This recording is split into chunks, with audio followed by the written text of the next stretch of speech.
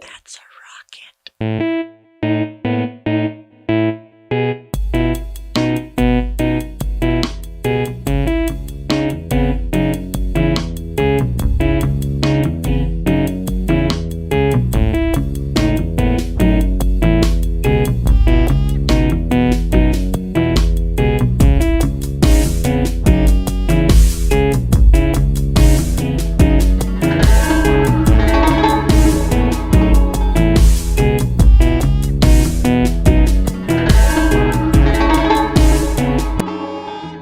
Ladies and gentlemen, my name is Keith Brooks. Thank you so much for tuning in to another episode of Your Guest is as Good as Mine, the show where I try to convince the world I have friends. And if I could pick a friend to have, oh my God, do we have an exceptional one on today? There are not enough hyphens in any language to describe all of the things that this person is capable of doing, because I'm talking actor, writer, director, art director, assistant director, stunt performer, producer, editor, saw live autopsies, can train cats, walks on the earth like her feet are kissing it. An absolutely phenomenal person, hailing from, hold on one second, Massachusetts originally.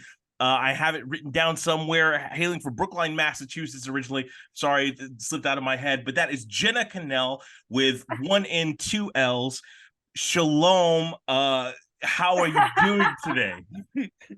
Mashlomka, ¿cómo estás? I'm doing wonderful. How are you? I'm also doing all right. Thank you. What an introduction. I try my hardest. You're so sweet. You're the sweetest. I am so excited. I have to say, I've been doing the show for a little bit, like 7 episodes or so, but I have a whiteboard back here you can't see. But your name has always been the top of the list. And I'm just trying to get the courage to, ask you out for an interview. Anyway, oh my gosh. So let's just dive right in to the amazing things that you do, if that's all right with you. Sure. There are so many, and this one kind of relates because right now you're puppy sitting, Yes. and that brings me to your love of animals and the fact that you trained a cat to high five. Can we talk about that for a second? How did you do this? I would love to. So I adopted a kitten when I was 20 and flailing around in California and had no idea what I was doing. And she kind of just appeared in my life.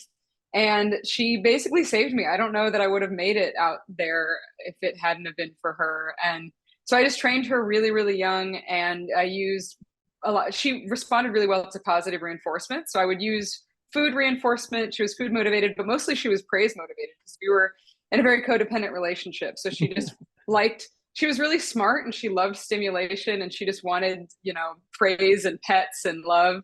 And her name was Emmett. I appreciate you asking about her because I had her for 11 years.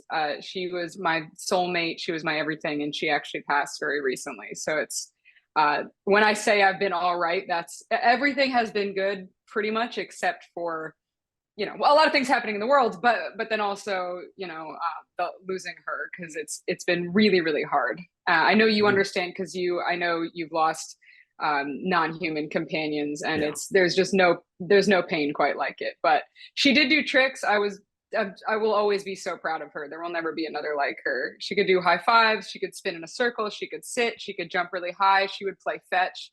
It's amazing. She was amazing. Yeah, that's amazing. She was the love of my life. And I'm so sorry for your loss. It is so. It's a piece of our souls that we pass on. Yes. But what like a wonderful pleasure it is to have been a custodian for these wonderful things for so long. And that brings me to a quote that I want to read of yours, something that I just found to be profound. You once said that. Yeah. When it comes to animals, I want to open the doors to every slaughterhouse in the country and free the cows and ride them into the sunset. I did say that once. And I think that's beautiful. And we're going to get into some of your work, but it seems to me that you are a proponent of just kindness across the board. And you take up these causes, and you are such a banner waver for so many things. Do you feel that some of your art is driven by cause, or do you feel that you find the cause within the art? Oh, wow. That's a really good question. I love that. I think it goes. I think, like me, it goes both ways. I think there are my prime motivator for creating art is very often cause driven, and then I try to find a way to make it entertaining and not spoon feed people and not beat people over the head with something, because then you're really just screaming into an echo chamber, and that's not necessarily an effective way to create dialogue. So trying to bury a cause or a message in entertainment in a way that's still entertaining, I think. And then sometimes it happens in reverse. I think sometimes we create things and then we look at the ways in which they can touch people that we might not perceive to begin with. Absolutely. And I think like you do such a great job of making, because I just spent the past week watching everything I could of you, from interviews to shorts to films. I'm like, no. I'm so sorry. No, I loved it. And one of the I'm sweating. one of the most famous things of yours is your film Bumblebees, for which in 2016 you delivered a TED Talk in South Carolina, I want to say. And then also went to some intersectionality meetings at Harvard Medical about disability in filmmaking and led those discussions. Bumblebees is the story of, well, it stars your brother, who is the most charming person in the world. He really is. but he made my job very easy. Well, your brother, he deals with autism, epilepsy, and a few other diagnoses. Yeah. And I feel like oftentimes when we're dealing with people that are ostracized in mainstream media, it's all about the tragedy of that. Yes. They highlight the trauma, but you didn't do that. Instead, you gave us a love story. Like, thank you. I really appreciate you saying that, because that was something that was really important to me when we were making it. I mean, it was originally created for a 48-hour film competition, the Disability Film Challenge in particular. But that was really important to me because I felt like, I remember knowing I was going to be working with my brother and doing a ton of research and watching as much autism and neurodivergent centered content as I could. And I felt like most of it was very heavy and you could almost hear the violins. And obviously there's a place for that. And all art serves one purpose or another. But I felt like there is a whimsy missing from it, and that there's humor and love to be found in everywhere, if it's done sensitively and involving the communities that it's about. And so that was really important to me, that it's, autism is not a death sentence. No. It's only hard because society is not designed for more than one type of person, really. And that anyone who's marginalized in any way, at the end of the day, we all want to be loved and understood. Yeah. And that's universal. And I think that's such an interesting, the idea of being loved and understood. I think that sort of permeates a lot of your work. You've directed other things like Civil, The Refuge, Max and the Monster, starring the amazing Alexis Louder, Support Group, Produce the Vote, #Slut, and Bliss is Orange. I want to say, first of all, I love the fonts of all of your movies, all of the title sequences. Thank you. But there does so much. Oh, you're very welcome. But there does seem to be this idea of acceptance. I think about Max and the Monster. Yeah. It is a horror comedy, I guess. It's hard to define. Yeah, dark comedy. Yeah, dark comedy, I'd say. And about like coming to terms with grief or trauma or any of those things. But it's even about personal acceptance. Yeah. On that same wave, and I'm sorry if I talk fast, I had a lot of Gatorade before we started. No, Gatorade. I've been drinking Gatorade, Ron. Yeah. You also, like, there seems to be a constant thing throughout your work of identity, and either accepting this identity or embracing this identity. And I would even say that with your own branding, you are very forward about who you are as a person, that you are part of the LGBTQIA community, Ashkenazi Jew and proud, like all of those things, even as far as branding yourself. Every time I was looking up things, stunt performer, yeah. And that feels like a decided choice in a world that so often wants to put us in boxes. Am I right in feeding that that's a significant thing to you, or where am I with that? No, that's really interesting that you bring that up. And given what's going on, I'm not going to get on a soapbox or anything, but I do feel the need, because I am ethnically Jewish, I feel the need to say Free Palestine. I don't want anyone to be wondering about where I land on that while they're listening to this or watching that. Obviously, genocide is bad. Weird that that's controversial. Moving on. Absolutely. Here on all the sentiments. Go ahead. Thank you so much. Yeah, so that's really interesting that you asked that, because I don't necessarily set out to make identity a part of the art that I create, but I do try to be very intentional about it in terms of branding as I discover more about myself, like you're saying, with sexuality and with even with gender performance. And I'm kind of on an ongoing journey with my gender identity itself. And so I do think that maybe even subconsciously some of that comes out in a way that I'm trying to explore those things at the same time that I want to invite other people to explore them as well. Absolutely. I think that's what a lovely open invitation that is to your fans, because let's face it, you have millions of fans across the world. Millions? Good God. People have tattoos. Are they here? Yeah. Are they in the room with us right now? That's why the dogs are so close to protect you. But yeah, exactly. Oh my God. But people have tattoos of your face on their body, and we'll get into that, I suppose. Okay. But that sort of leads us into this. How does it feel to be a person that does represent non-conforming, let's say what mainstream wants us to be, ideas? Binary. Yeah. And even with sexual preference, and then you land a gig like First Wives, where you're the voice of that to Michelle Obama. Like, how does that feel? I mean, it was the coolest fucking thing ever. It obviously, screaming at Viola Davis was the most intimidating thing. Top 5 intimidating things I've ever done. It was a huge honor, especially because the group that they assembled, like Wes Jetton was in that group as well. Jason Jamali Ghan, like the 2 other fantastic local Atlanta actors, and they assembled a group that was very intersectional, because that's also very important to me. Because even though almost everyone experiences some form of marginalization in one way or another, it is obviously a spectrum. And whatever I deal with, I know that there are people who have darker skin or who have different gender performances and preferences who experience further marginalization, and any modicum of privilege that I have, I would want to potentially use in a good way. And I try to do that with the things that I write and direct, and to use those things to kind of, even with hiring behind the scenes, of those things are always really important to me, because I want to reflect the world that I see and that I experience. And it's a colorful, interesting world, and that's not always reflected in the art that we consume. And even if I'm only impacting that in a small way, it's high on my list of values. That my list of values that you somehow have the entire list of, which is incredible. Well, it's because they're so incredible. Free the cows. Thank you. Do you think, speaking on to that, you're absolutely, there are so many different marginalized groups, so many that are so marginalized most people don't even know that they exist. Do you think that global majority's future success, future stories being told, is dependent upon the perceived majority interacting there?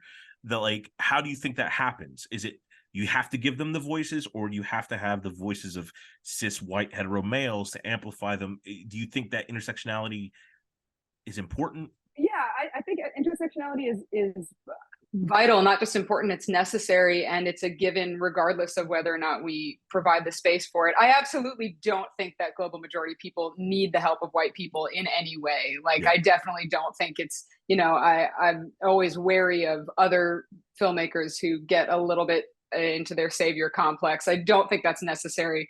Everyone's going to be fine on their own, and everyone, no stories about us without us, and all of that.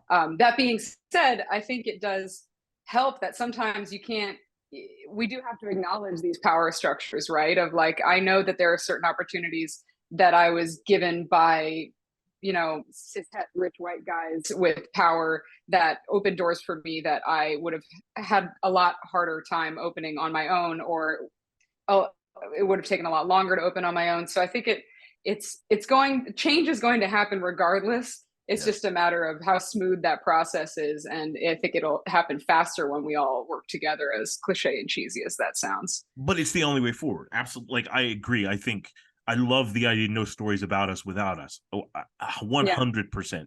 Do you feel Okay, so I know that you yourself have faced doors that were difficult to open based on being a female in a predominantly male dominated industry, stuff like that.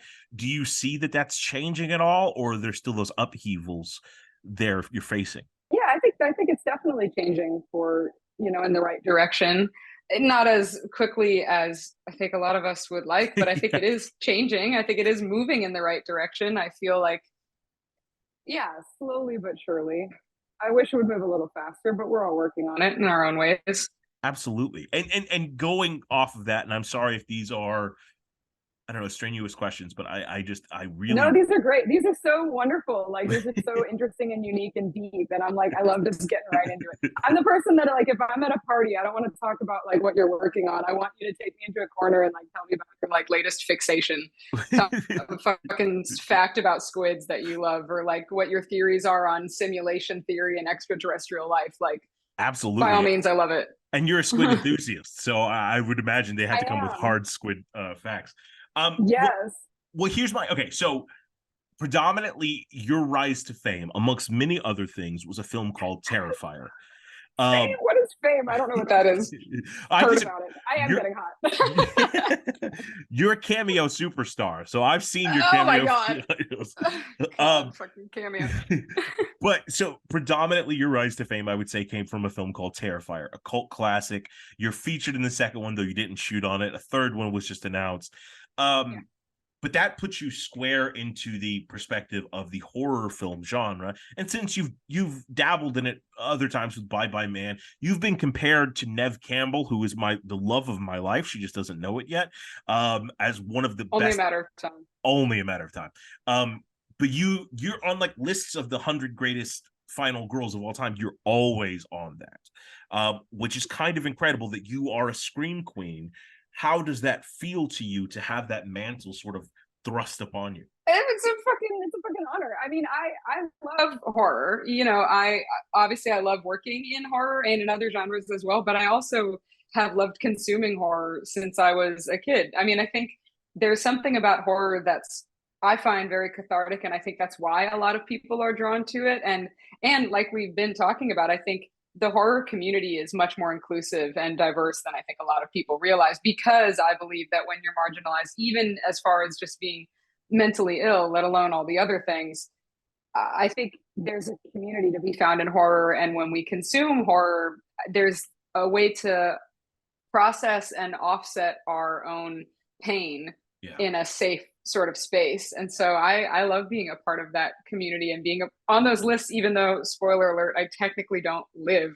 Like, I think it's a huge fucking honor. It's awesome. I love it. And I'm proud of that character. I mean, she's a badass. Tara Yeah. is a badass. Absolutely. And you play tons of badasses. But I also think there's, Roger Corman once said that fear is a great unifier that works amongst all Yes. races. And I absolutely agree with that. You've also expressed that through horror movies, we can explore our sociopolitical ideas and Yeah. further delve into the psyche. Can you expound upon that a little bit more? Yeah, I think horror is one of the few genres, potentially the only one, where you can really be heavy-handed about subject matter and it doesn't feel like the audience is being condescended to, or you're not being reductive. And it's a genre where those sorts of discussions have been happening since the beginning of the medium. I mean, one of my favorite examples to use is the original Fright Night is about a gay couple. Yeah. Oh no, the neighbors don't trust them or like them because they're vampires who just so happen to be Suck two all the time. men. Yeah. Yeah, exactly. Two men who live together. And horror has been racially diverse, I think, much longer than a lot of the other genres of film. And on top of that, it's historically been predominantly, had female protagonists or female presenting protagonists in a way that a lot of other genres weren't, and female protagonists fighting back. And Absolutely. yeah, so I think horror is I mean, look at what Jordan Peele has been doing. Every one of his horror movies, they're all incredible. I can't wait to see what else he makes next. I want to work with him so badly one day. But his stuff is all very, I mean, it tackles really. Get Out was a game changer. Yeah. In that it was something that everyone enjoyed regardless of your life experience, but it has this very poignant message behind it. I mean, even, I'm sure this is going to come up eventually, but the film that we worked on, one of the films we worked on together, Renfield, Mm-hmm. is a horror comedy about codependent relationships. And like, that's only a conversation really that I think we've been ready to have now, but I don't think that would have necessarily worked outside of a horror comedy. Absolutely. I think it's so, I think horror and fear in general play so much on the things that already make us uncomfortable that we're sort of prepared to discuss the taboo natures of things at that point. You know what I mean? That's something else I was going to bring up, is that like we can use it almost as a time capsule to understand where we've been, like you were saying, sociopolitically, because when you look at, for example, the horror films of the 80s, you have the John Carpenter's The Thing, which is my favorite horror movie, and you have The Fly, and you have all of these, you can look at, in this decade we were afraid of body snatching, we were afraid of, it was the Red Scare, we were afraid of people who weren't who they say they were. And now we're seeing all of these movies about race and about class in the horror genre. And so like it's really cool because I think we can already, and we especially will be able to in the future, examine films in a way that allows us to, it reflects back what we were worried about at the time collectively and what we were afraid of at the time. Absolutely. Like that excellent quote you said. And it also it allows us to put a mirror up and sort of expose, hey, these are the things you do. I think about Twilight Zone or, Frankenstein asking these questions of like, can science get out of hand? Should we follow that? Or even Alfred Hitchcock's Psycho, arguably my favorite movie of all time, but I don't tell people that because then they look at me weird. But it's this, based on the life of Ed Gein, saying you thought the world was innocent, but look what's happening right beside you, and I think that's just a compelling place to start as a storyteller, to be able to, I don't know, free yourself, that you have no gloves on, you can do whatever you want. That being said, there is, this distaste that the mainstream media has for horror films, and this, I would want to say, tinge of like, a vast majority of horror films will both pedestal and punish female presenting characters. Yes, especially ones that are open with their sexuality. Especially in the 80s, when you have the morality plays coming into, like Friday the 13th and stuff like that. If you have sex premaritally, you die. How do how do you as how do you no, you're totally fine. How do you navigate that? How do you feel about that? How do I navigate avoiding dying because of all the premarital sex I've had? Exactly. No, how do you feel about one eye open all the time? That's how, Keith. Never sleep. Never rest. Absolutely. How do you navigate that genre? How do you, does it bother you at all? Or do you feel like, because at the same time, the statistics are still there. Most violence is done against women, and that's what these movies represent. But is it misogynistic? Is horror innately misogynistic? I guess that's what I'm asking. Oh, that's a really good question. I don't think horror is innately misogynistic. What I do think is that everyone, at least you could argue in the world, but definitely in America, men, women, non-binary people, trans people, everyone, all of us have implicit racism to deal with and internalized misogyny to deal with. So while I don't think anything about the genre is implicitly misogynistic, I do think that all filmmakers have a level of internalized misogyny and internalized racism to reckon with. And it's just a matter, and I think you can usually tell by how the art is made, how much of that work the filmmaker has done. And I think it's a reflection on the filmmakers themselves rather than the genres. And so I think some of the misogyny that people see in certain aspects of genre films are a reflection of the individual filmmakers who just aren't aware of their privilege yet and haven't necessarily done as much of the work and have been given more opportunities because of that privilege. And I think the field becoming more accessible and even just film itself becoming more accessible is part of why we're seeing that change. Yeah, oh, absolutely. But do you think those systemic issues that we inherently have that are maybe not intrinsic to the art, but intrinsic to us? We grow up in a society that demonizes, the other constantly. Yeah. Do you think that capitalism? Yeah. Sorry. No. That capitalism needs a hierarchy in order to function. That true equity can't exist under capitalism because you can only succeed in this type of structure by other people being below you. And exactly. I didn't mean to cut you off. Just no, but for it's context. brilliant. I love that. And capitalism isn't designed to save everyone. It's designed to separate. Like you have to have the extremely rich and the extremely poor in order for the middle class to even exist. So yes. Those, oh man, I fucking love. We're gonna set something on fire today. I'm so excited. Yeah. and that's why every time someone becomes an influential enough thought leader to help the poor white and poor black people realize that they have more in common than they ever will with the upper class, the moment anyone helps them realize that, the CIA kills them.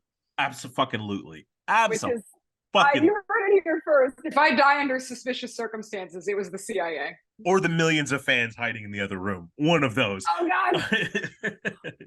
But like, okay, so with the fact that we are becoming more and more aware of our own sins, for lack of a better phrase. Yes.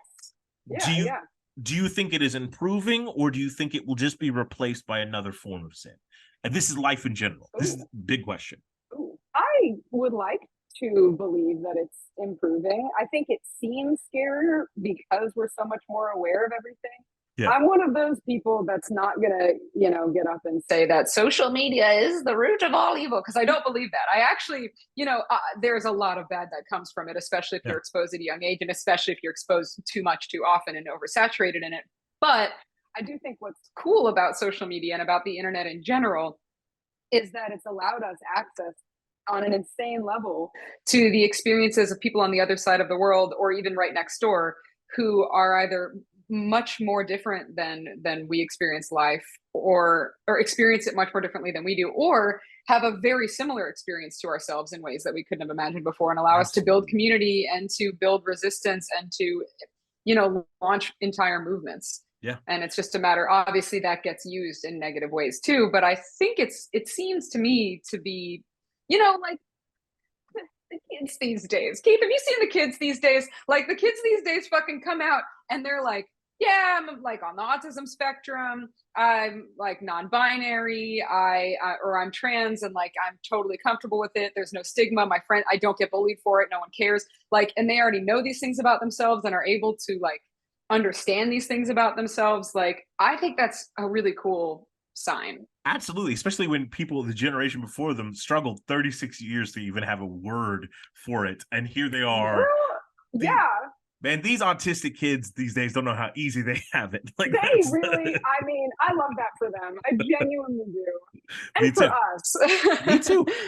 I love the fact it feels like the stigmas attached to those things are being bred out, because now we're more open about it. But I suppose the reason I asked that question and posed that question was because some of your work, while it is, I think the vast majority of things you do are super uplifting, but every now and then you'll have like a nihilistic twist to it that like, and I think about it, and this isn't a piece that you wrote, but you directed, Bliss is Orange, where it's about a society where you find your love based on color compatibility. And color in like a color system, not a racial thing, just for anyone who hasn't seen it yet. Oh God. This is a green match, that's your number one match. This is an orange match, that means you're like a 70% match. It's more like a dating app, but in color coding system format. Absolutely. And then if you get a green match, at least one green couple is getting the Pope to actually officiate their wedding, which sounds fucking cool as shit. But there is this like bittersweet aspect to that film that is like, it still ends happily, I suppose, but there's a gut punch there of like, oh God, now I know, and knowing is worse.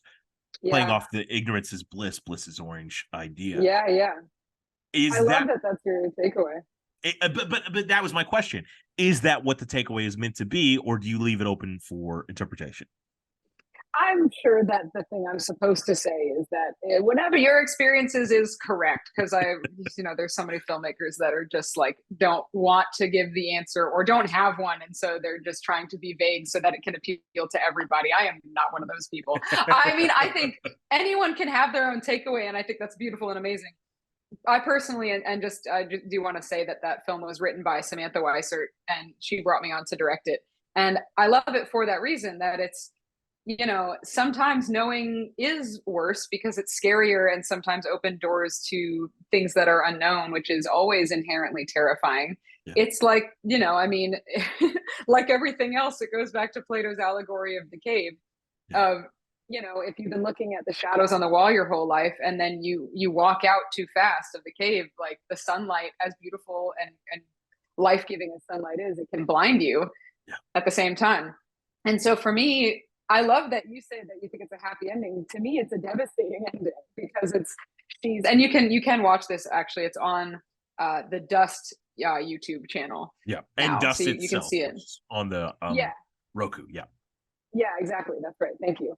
Yeah, exactly. So to me, it's almost devastating because you know, you see the protagonist experience have this huge realization about herself and about her love and about a life that could have been, but it's the other person is not ready to reciprocate it, and it's like, ooh, Absolutely. I love stuff like that. And it's like a double fold too, because yeah, your protagonist was just talking about the fact that they have a partner matched orange, then there's someone else, and then that someone else is not exactly who they anticipated it to be. So there's so many reveals in fucking 6 minutes. It's just masterful filmmaking. And thank you. You're very welcome. And you've directed some amazing people, from Alex Collins to Alexis Louder, Atkins Estamon, just some of my favorite actors in the world. But then you've also been under the tutelage of amazing actors, from amazing directors, from Jason Reitman to Chris McKay, working with an incredible array of filmmakers. From the director specifically, what has that taught you about your own directing and your own style? God, all these questions are heavy fucking hitters. I love it. That's a great question. No, I love that, because to me, every time I'm on set, regardless of what I'm doing, I'm trying to learn more, and I'm watching what every department is doing, and I'm taking everything in, and I'm watching how different directors communicate with that. Like sometimes I'll be, a director will be communicating with me or with another actor, and I'll think like, oh, that's a really good adjustment, like that, or the way they gave that adjustment was very clever, or like one of the biggest things I've learned from watching and working with other directors is, you know, you let the actor have the first take, let them do whatever they want, and then you start kind of adjusting and playing, and then if you have time, you let them have the last take as well to just get out whatever it is. And treat, you know, because actors, we're all very sensitive, and we're all very, you know, fragile, and for better or for worse, and we're all artists. And at the same time, you know, in a lot of ways, the gaffer is an artist, and the dolly grip is an artist, and like almost everybody gets into this because we like taking something intangible and bringing it to life, which is the coolest thing. But so treating everyone with that sort of respect, and then similarly, like, I mean, McKay and Reitman are both fucking amazing, but there are other directors who I've worked with who that's not necessarily the case, and I've also learned, you know, what not to do, and I think you learn a lot from doing that as well. But like, I hope so badly to work with both of them again, and like Stacey Tidal, who directed Bye Bye Man, she passed a couple years ago, but she also had this sort of mentor mentality, and like wanted me to see why she made certain decisions and how she made her shot list, and like bringing me into Video Village and kind of bringing me under her wing. And like, I still remember on The Front Runner, which Jason Reitman directed and Eric Steelberg was the DP, I still remember they were like quizzing me when they found out that I was a filmmaker, and they were like, do you know what that is outside the airplane window? I said, yeah, it's an HMI. It's meant to motivate sunlight. And Eric was like, what the fuck? And like, but like, I love learning stuff like that, because the more you understand about how the whole machine works, I think the more respectful you are to work with, and the better you are to work with. Even for us, because I used to first AD for years, and I don't anymore because I want to live a long life, but I used to for a long time. And God, what a tough position. But even just doing that, now every time I'm an actor, I tell a PA, hey, I'm going to go to the bathroom. And they're like, oh my God, thank you for not simply disappearing. Right, exactly. So it's little things. Even. And do you feel that there's a ton of that with being a filmmaker has influenced the way you act, or at least the way you handle yourself on set? Absolutely. Now I remember doing this when we were on Renfield, asking, talking to the DP or the operator of like, what lens are we on right now? So I know, like, so I can kind of gauge where my performance is at and how big or small to go, and, to modify it to make, it's almost a sense of like, I think the more well-rounded you are in any aspect of the arts, the more you can work as a team player of like, Absolutely. I'm doing this thing, but I want the editor to have options, and I want to act in a way that like works with the way they've lit the scene, and with how they're framing it, and with like, being generous with the other performers, and like, it's all just a team sport. It's a Renaissance painting. Absolutely. And it is like, it's, a symbiotic relationship. It's an organism that needs all of the parts to operate and function fully in order to create the best thing, or even a thing, like I feel I direct and I act and I edit and all of that. And I feel they all feed into each other because they give me respect for anybody else that's in that position instantly. Yeah. You know what I mean? Because I know how hard your job is. I'm so sorry. Let me not be an asshole to you. You know what I mean? I can't imagine you being an asshole. It doesn't function in my brain. Well, and the same thing for you. And thank you for that beautiful segue, because everyone loves you. Like, it is. That can't be true. There's no way that's true. It's remarkably true. Like, it's, I I've know definitely pissed some people off. but I find in my world, everyone that I've found that knows you adores you, that you stick in their minds. They cannot do anything but speak highly of you. McKay was like bragging about you from the moment he got you like cast. I have good friends with Doug Jones, and I had posted something about us at Renfield, and he messaged me out of nowhere. He's like, that Jenna is kind of incredible. And I'm like, I know. I love Doug. He's Dougie's the sweetest in the world. Even for Terrifier, you didn't audition for that movie. You auditioned for a different movie, and they liked you so much, you got this. So that personable quality that you have also extends. Let me say this. This is going to be weird, but I'm going to go off on a diatribe. Oh, I can't wait. I've listened to 9,000 podcasts with you at least, and some of the podcasts really go off the rails, but you are the most expert person at handling it and just being like, people will say outrageous confessions to you, and you're just like, oh, that's great, I love that, and you just steer it back to the right thing. And how do you do that? How are you so sociable and the perfect actor that when you go to conventions, people just adore you? They love and can't wait to see you. Is it all a show, is what I'm asking? No, like, is it, how do you keep it up? A huge dick. Listen, I'm struggling for words because I'm very uncomfortable with this level of praise. So sorry. No, don't apologize.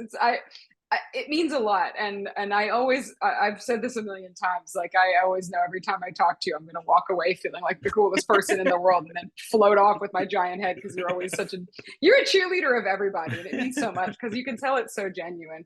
But I know that there are people who don't like me because I do have very strong beliefs, and I do have a voice that I try to use responsibly, and that's okay. You're not going to make everybody happy, and the people who do like me, I'm really grateful for that, and it means a lot. In terms of people going off the rails, I think some of that does come from the ADing background. Yeah, of like I'm also, you have to be good at like tracking of like, we're here, this is where we started, we can get back there. And I'm sure you know how to do that as well from like directing and editing. It's kind of similar. Like, you have to have a sense of the big picture of even if we're somehow over here, I know that big picture wise, we need to somehow get here, or like, it's kind of a weird sort of like conspiracy wall of red string and things like that. And I don't know why, but for most of my life, strangers have felt really comfortable telling me like deep secrets about themselves. And I take it as a huge compliment. It's not always the appropriate time. It's not always the right environment. But that being said, I think it's a huge compliment because, like we said before, everyone wants to be seen and understood. And I like holding space for people when I can. I don't always have the space because sometimes, we're all dealing with our own shit that nobody knows about. But it means a lot when people trust me with vulnerability, because vulnerability is fucking terrifying, and it's hard to do. And so when someone is willing to do that, to express that, to share that with me, I try to give it the respect that it deserves, as long as it's respectful to me. Yeah. You know, it means a lot. It's like the rarest form of currency in a way is our time and our vulnerability. That's so kind. Like, I love that. I love the rarest form of currency. They often refer to today's modern age of entertainment as a tension currency. And like, Yes, I think that's just such a brilliant way to put that. It is difficult to be vulnerable. Let me ask you, is that more difficult than being pedestal? Because I feel, and maybe you don't feel this way, but we both do like convention circuits and stuff like that. Yeah. And there's an odd interaction that occurs there. It's lovely. I love people that are excited to meet us, or you know, whatever. But there is this, they're expecting a specific type of experience from you, at least that I feel. How do you deal with that? Is that a comfort zone for you, or discomfort, et cetera, et cetera? I find similarly to you, it sounds like I love conventions. They're a lot of fun. It's really cool. It is. I'll start with the positive. Good, the positive of conventions, and the thing that I try to hold on to, is that I love that we create art and then we just send it off into the void, and then we don't really know how it impacts people, how it hits people, what their relationship is to it, unless, you know, they're interacting online. And so one of the few, and you never want to read the review comment sections and things like that, so one of the only ways that you can see how something you've created or helped create has impacted people is through those interactions at conventions. And so that's my favorite part. Like, that's the coolest part. The negative part, which I think this exists in a lot of different ways in society, is that and the negative part of social media and the media in general is that it fosters parasocial relationships. And so sometimes, and I'm guilty of this too, sometimes we feel entitled to people's time, or we feel we know we feel we know someone more intimately than we in fact do. Or, you know, like, I get a lot of people in the public eye, and especially female presenting people, get online a lot of comments about, like, you know, unwarranted comments about my appearance and things like that. And that's the negative side of parasocial relationships, is that there's sort of this entitlement of people coming up and saying things that are not appropriate or disrespectful and rude. And I will say those are, luckily, at least for me, in the minority of those interactions. That's great. That's awesome. But I do find conventions very, very draining, because I am naturally very introverted, and I try to, like we were just talking about, make each interaction that I have at my table genuine and give them space, even though I can't give them all of the space or all of the time. I try to make the limited amount of time and space that we have together genuine and connected. Absolutely. Because I know how much that means when I meet people that I resonate with, or that I admire, or that I love the work of. You know, if it's a bad interaction, that sticks with you forever. You know, and so I try to No, but it takes everything out of me, and then absolutely. I need to sleep for a day. Yeah, exactly. I'm always shocked at how much rest I need after working for a day at a convention. There's a month and a half I can't do anything now, just because I feel like you have to turn something on in you, and being on at times feels authentic, but it also feels inauthentic simultaneously, and that's a weird feeling. And I know that, like, even I've had stalkers before, and I look like a shaved Sasquatch. Too. Yeah, so I would imagine for a female presenting person, it's rough. But like, and that brings me to, so you had a film premiere this past year at Fright Fest in London, Faceless After Dark. I have not seen it, but I've read the script, and the script was brilliant. Absolutely loved it. You wrote it along with Todd Jacobs, right? And and it feeds on a lot of these things. And I hear that in the film itself, you use actual unsolicited dick pics sent to you, which I think is the most baller fucking move I've ever heard in my life. Thank you. It was the creation of that film. Was that cathartic about some of these negative experiences, or can you tell me about the process of writing it? I mean, like you said, Todd and I wrote it together. It originally came forth because the director Raymond Wood approached Todd and I and said, love him very much, our original investor, who ended up not being involved in the project, originally came to us and said, you know, came to Ray, who then came to us and said, can you write a movie with a clown in it? And I said, again, I'm good. Thank you. I think I've had just plenty of that for a lifetime. But, you know, that was the one prerequisite. And so Todd and I basically tried to find a way where we could write something that had a clown in it somewhere, that was something that we could actually spend time with. Because as you know, from everything that you do, including this, like, you have to be willing to spend a lot of time with whatever it is. And so we wanted to create something that we wouldn't come to resent, because you're raising a child together, essentially. Yeah. And so we decided to give it this sort of meta spin. And it did end up being, I find, very cathartic. And I'm really excited for you to see it. I'm so pumped. And well, then this brings the question. Do you know, I think a lot of actors who are, you know, skyrocketed to fame like you do with your millions and millions of fans, like, where are these people? Do you ever, you know, I know we love these parts that help us get out to the people, but is there ever a sense of resentment about it? Of that always being associated with that one thing when you've done countless others, but that's the one they go to? Does that make sense at all? It does. It does. I wouldn't use the word resentment. Sometimes there's, because obviously I'm very grateful for everything that's come, everything that's manifested. Sometimes there's a frustration because I have done a lot of work that means a lot to me, and that movie means a lot to me as well. And I'm still very close with Damien, the director. But it is weird that it's not the thing that I thought would follow me forever. Yeah. And it was, you might appreciate this. I was at a screening, and I told Damien the story. I was at the 20th anniversary screening of the masterpiece, The Room, directed by Tommy Wiseau. Absolutely, And Greg, who plays Mark, as in, oh, hi, Mark. Yeah. He got up on stage and he said, you know, I never thought that 20 years later I'd still be talking about this. And my stomach sank.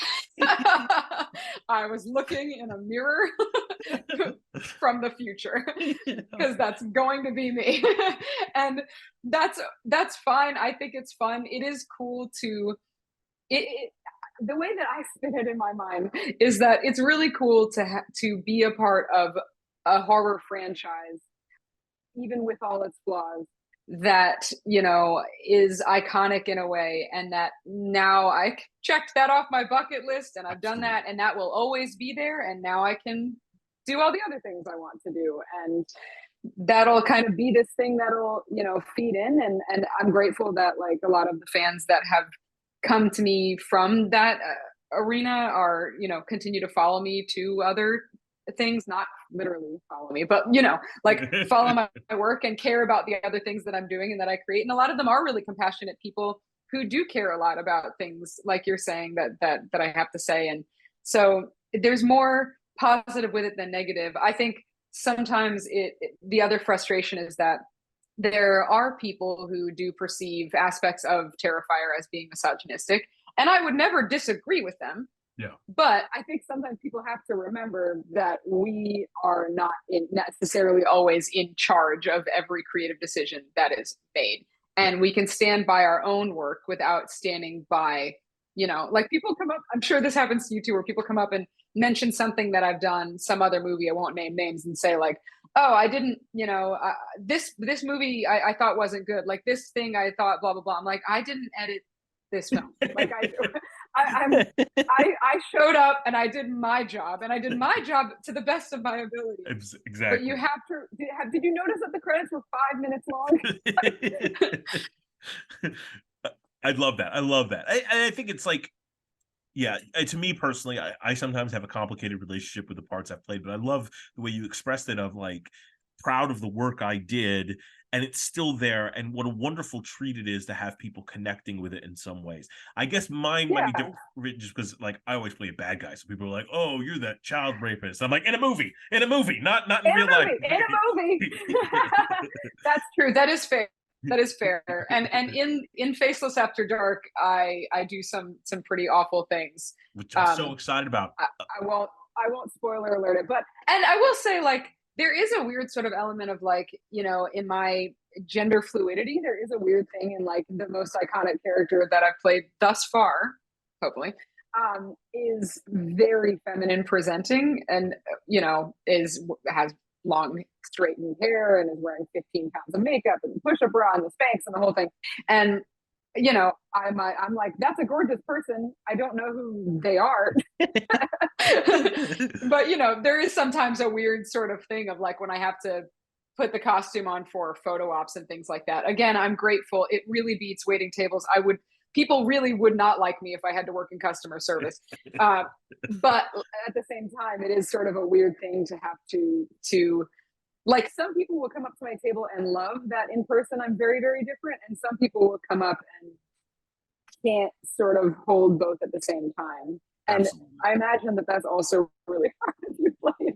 Like, I don't know, between you and Josh Michael, like, I love that, like, two of the sweetest people I know play just absolute despicable human beings. Terrible people. But I would think, like, to me. I would think that people wouldn't want to fuck with you because they've seen you kick everybody's asses, like, not only in this, but in music videos and all that sorts I am of grateful for. Yeah, that's that awesome. I love. I don't want people to want to fuck with me. Yeah, good. Let me ask you a question, because you sort of mentioned the idea of changing. You said you don't recognize that person anymore, and that's and I think that happens to us all. You've always been a writer. Your father was a writer, a journalist. Your mother has a background in education. He still is, yeah. Awesome. Your mother education, and then you got a partial writing scholarship to Pace University in New York. You did a deep dive. I'm so impressed. I did. But you've always been writing the entirety of your life. Yeah. How do you feel your writing has changed over the years? Let's say from when you were 16 to now, what were those two different writers like? Oh, wow. Oh my gosh. Just every question is an absolute banger. Just slaps. That's a really good question. I mean, part of it is just medium wise. Like, when I first started telling stories, it was before I could physically write. It was like, you know, I had a little tiny lion figurine and a little fucking like camel figurine, and they're fighting and they have all these issues. And then one day, inciting incident, like, you know, and then eventually I learned to actually write. And then, so a lot of it is just that the medium has changed, that I was writing a lot of fiction in high school, and now write much more in, you know, in screenplay format. And have more modified it to a visual medium that I understand much more now than I did back then, and am continuing to learn about every day. I think the other difference is that I know you're talking about identity. Like, I'm still growing all the time, and hopefully will until I die. But I know more about myself now than I did then, and I know more about the world now than I did then. And I think that should be something that excites us rather than scares us. And you know, when we learn something that upends our idea of who we are, it shouldn't be so scary to change and to learn from it, and to use writing or whatever art form calls to you to try to reckon with it at the same time. I love that. And I did used to be very heavy-handed. Like, I did used to be very, like, you know, I was that kid that was like, I'm going to sit at the back of the bus, and I wrote out, like, veal is made of babies, which is true, and I do still feel very strongly about. Yeah. But I used to like sit at the back of the bus, write this on a notepad, and just like put it on the back window, and just like, and be just so militant and obnoxious. And I eventually learned, not that it's wrong to do that, but that it's not effective. Yeah. I stopped being that way simply because it doesn't work. And it circles back to what we were talking about earlier, where if you can entertain people, and then you can slide some stuff in there, and then they'll actually like soak it in. I love it. But I love also the fact that you are, I think that's just a sign of improvement, a sign of understanding more about the world and the way people work. But in addition, it feels like you've always been your authentic self, like that you are adamantly who you are, a vegan, a person that believes in equality for all, and you're not going to change that for another person. And I admire that. You are inarguably one of the most admirable people that I've ever met in my life. Like, oh my God. you're just phenomenal. Like, I love everything you stand for and represent. So thank you. As we're wrapping down, here is something weird that I want to do, if you're cool with it. Yes. I love your interpretation and your thoughts on things. I could just listen to you speak forever. And you cited in a random interview that a book you recommend is called Peace is Every Step by Thich Nhat Hanh. And I read that book. It's absolutely astonishing. I really enjoyed it. Yes. I have a couple of quotes from the book that I just want to read to you and get your takes on it before you tell I me. would love that. I love that. I would love that so much. Okay, awesome. Please. So I got three here for him. For them. The first one: when you begin to see that your enemy is suffering, that is the beginning of insight. What do you think about that one? Thich Nhat Hanh he passed, I think, last year. Was it last year? I don't know. Time makes no sense. I love his book so much, and that one is so beautiful. And that one also resonates with Paulo Coelho, who wrote The Alchemist, which is another one of my favorite books. Me too. So good. There's a quote in there that I think echoes the sentiment of the one you just read, which is, I'm going to butcher it so hard, but it's something along the lines of, thank you. It's something along the lines of, everyone has a story that would break your heart. Yeah. Mm. And I try to remind myself of that when I come up against people who I vehemently disagree with and think like we couldn't we couldn't possibly have anything in common.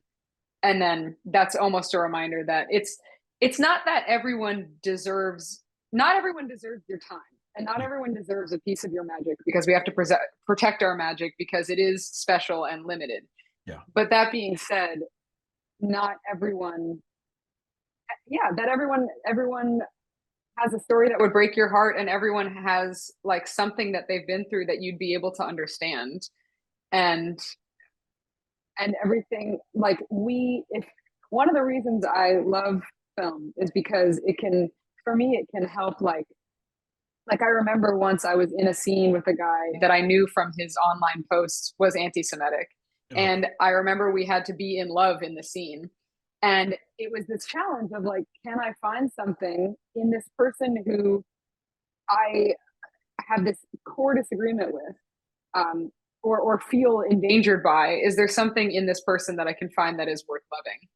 And there was, because of course there's something in everyone that's worth loving, even if they're the absolute scum of the earth, Yeah. So will you read the quote one more time? Yes, ma'am. When you begin to see that your enemy is suffering, that is the beginning of insight. And that's even bigger than the one that I referenced, because that one is almost more like, like what we're seeing now, to bring it back in Palestine. Like, part of how genocide begins is the dehumanization of the other. Absolutely. Which has historically been true in every genocide, of like, when we see others as less than, you can justify doing anything to them. Yeah. And and the more humanity that we recognize in other beings, whether they're human or not, the more we realize that we have more in common with them than we'd like to, Yeah, and I think to me, this quote also screams of the idea of rejecting the binary concept of good bad, right? Because there is like something else. Like, I can be pro-Palestine and still not be anti-Israel, or Correct. Anti-Semitic. You know what I mean? Yes, those are two different things, but yes, absolutely, yeah. And then there's, this idea. Like, I tell, if I'm ever coaching an actor or teaching an actor or something like that, it's the worst side effect of acting is going to be empathy. Because it's like, once you start trying to analyze every character for objectives and motivations, you're just going to start seeing those everywhere, and you're going to start to understand people have a reason for what they're doing, or they have a life outside of what you've perceived it to be. And more so, that insight is not just about, I can't just think of myself and have insight. I have to look outward as well. It's just what a fucking beautiful book. Like, great. Okay, I'm gonna go to the next one. Okay. We could do this all day, and I would happily do it all day, but we got two more, and then I'm gonna get a joke from you, and then I'll let you go about your life. I have lost my smile, but don't worry, the dandelion has it. Has it? Yeah. Oh, God, so good. I'm just so my thoughts on that one are something that Thich Nhat Hanh in particular talks a lot about, and a lot of other thought leaders do as well, is this idea that nothing ever, even in physics, matter is never created or destroyed. It's only ever repurposed. And that idea exists both in science and in Eastern philosophies, where, you know, he talks about like, when you look at a piece of paper, you can see a piece of paper, or you can see the tree that it once was, and the water that watered that tree, and the soil that nourished that tree, and the sunlight that nourished that tree, and how all of those things had to come together to create a piece of paper that exists in front of you. And that's true for every single being that exists. I mean, you know, I won't get on, well, as tempting as all these soapboxes you're presenting me with are, I'm not going to fall for it, except to say, you know, my bigger motivators for being vegan, because you mentioned that, are, you know, as a way of fighting environmental racism, if in a small way, climate change, and for my own health. But it started because this dangerous gateway drug called empathy that you're talking about. Like, I remember being a kid and like working on a farm and feeding a baby cow with a bottle and looking into their eyes and seeing that there's a being in there that wanted to live in the same way that I do. And oh shit, now I'm gonna have to align my actions with my values. God damn it. It's a real inconvenience sometimes. Absolutely. Change is hard.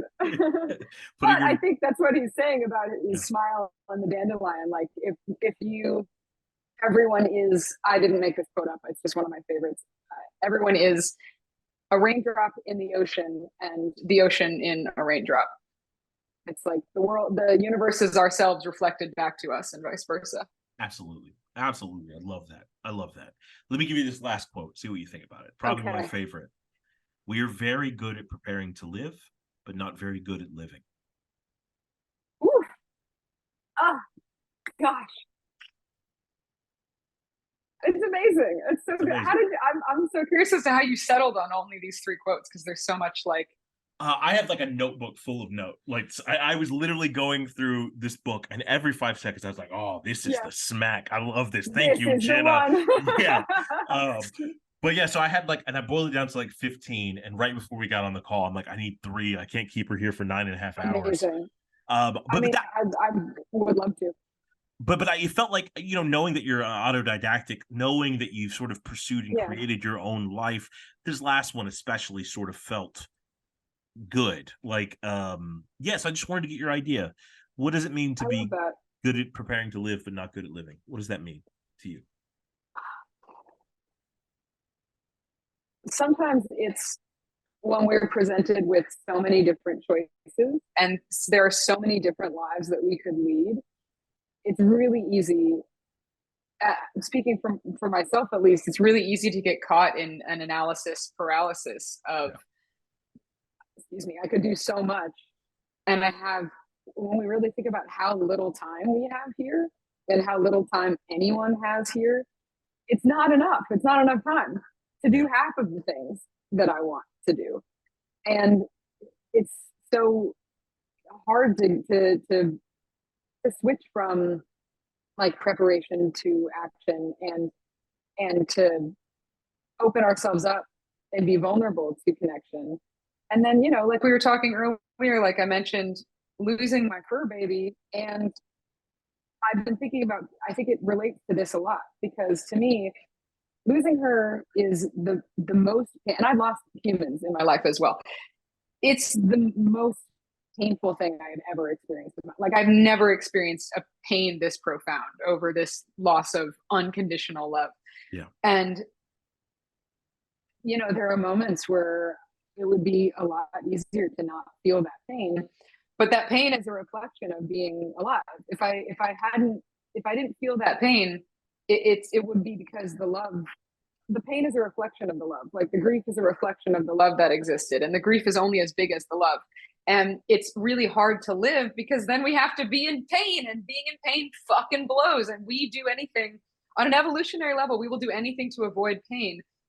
But pain and darkness give context to light, and vice versa. I mean, that's what the symbol of the yin yang is about. It's like, it's all about balance, and one cannot exist without the other. And there's this huge trend of toxic positivity right now. And I think if you live in a land where you're afraid to be, where you see any sort of darkness as pessimistic, then you're missing out on half of life, because the more beauty we experience, the more pain and the more shadow that there will inherently be.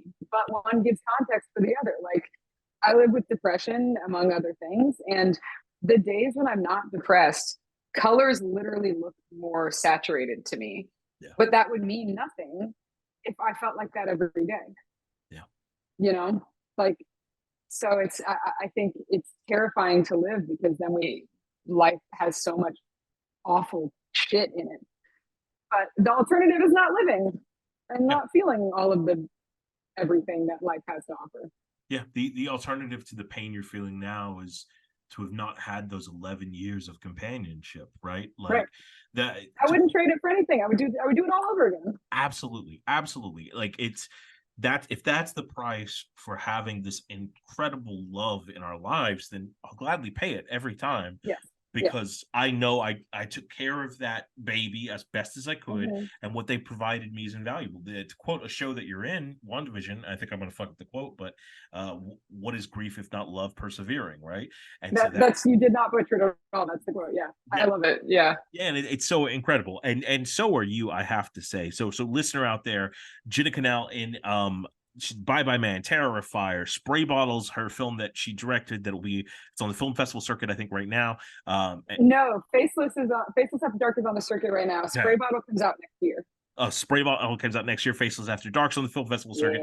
The Wild Man has one of the most incredible performances I've ever seen by a human being. Jenna Kanell is phenomenal in it. The Front Runner, where she plays a real person with Hugh Jackman. Oh my God, just incredible stuff. Thank you so much for joining me today. It was an honor to have you, but you have to tell me a joke before I let you leave. Thank you so much, Keith. You're a fucking gem. I love every time I get to talk to you. It's a treat. And I'm just really, really grateful to know you in this lifetime. I just want to say that. Same. Thank you so much. Thank you. You're amazing. You're amazing. Okay. I picked out a couple of jokes because I couldn't. Oh, I'm so excited. I'm so excited.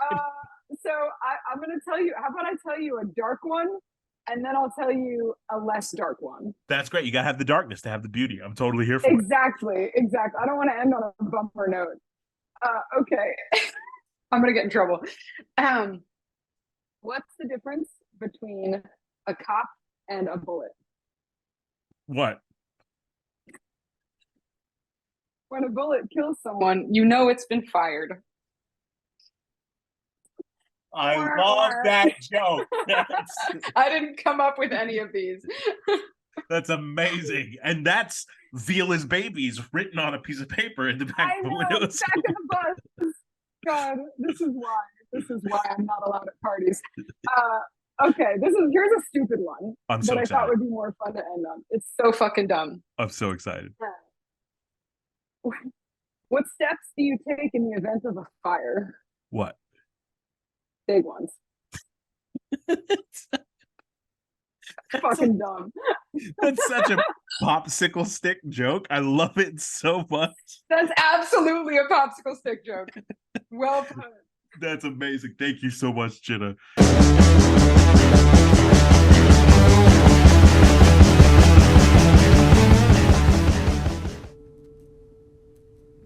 Something's coming. What? They're saying, don't think it. Don't say it. Don't say it. Don't think it. Don't say it. Don't think it. Don't say it. Don't think it. Don't say it. Don't think it. Don't say it. Don't think it. Don't say it. Don't think it. Don't say it. Don't think it. Don't say it. Don't think it. Don't say it. Don't think it. Don't say or think what? The bye-bye man. Jesus! Kim? Oh my God. Hey. What happened?